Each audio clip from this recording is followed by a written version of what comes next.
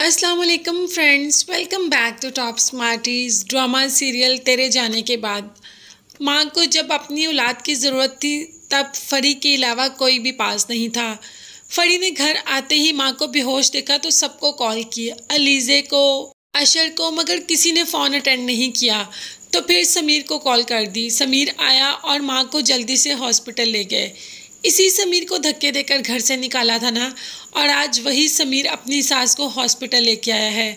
फड़ी का तो वाकई ही रो रो कर बुरा हाल है। उसका माँ के अलावा कोई नहीं, वो भी अकेली है। माँ के अलावा उसको कोई नहीं समझता, इसीलिए माँ से उसकी मोहब्बत बहुत ज़्यादा है तो तीनों बच्चों की, मगर फड़ी अपनी माँ के दिल के बहुत ज़्यादा करीब है।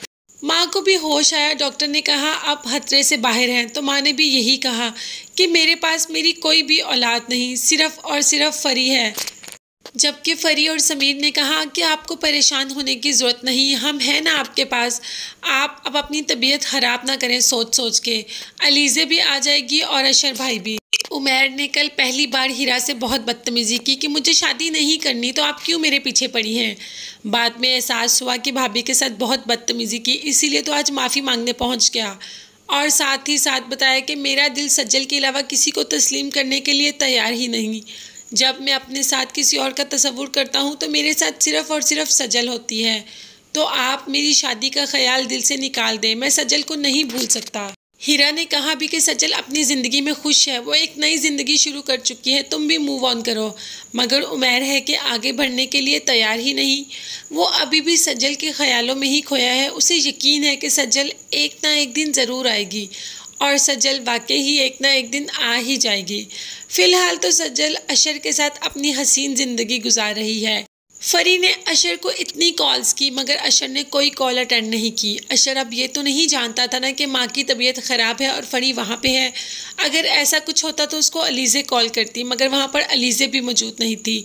इसीलिए बाद में जब पता चलेगा तो इस बात का गिल्ट भी होगा कि क्यों कॉल नहीं उठाई।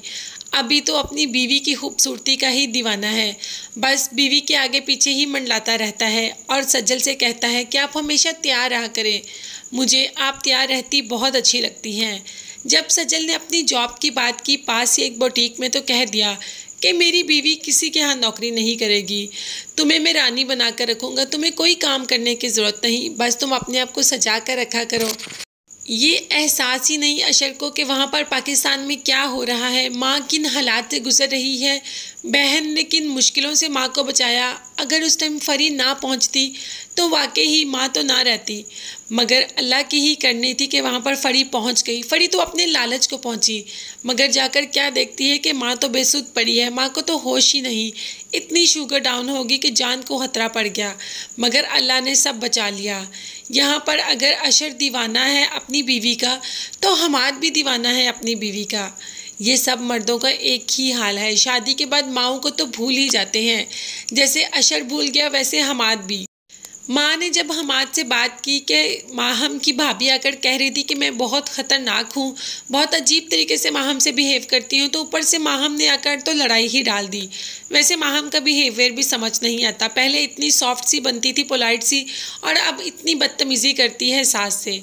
और यहाँ पर हमाद भी अपनी बीवी का ही साथ देता है। तो ये तो घर घर की कहानी है कि मर्द शादी के बाद बीवी का ही हो जाता है। आपकी इस बारे में क्या राय है, मुझे कमेंट्स में ज़रूर बताइएगा। इसके साथ साथ मेरे चैनल को ज़रूर सब्सक्राइब कीजिएगा। साथ ही साथ आपको बेल आइकॉन का नोटिफिकेशन नज़र आ रहा है, वो ज़रूर प्रेस कर दें ताकि मेरी हर नई आने वाली वीडियो आप तक बआसानी पहुंच सके।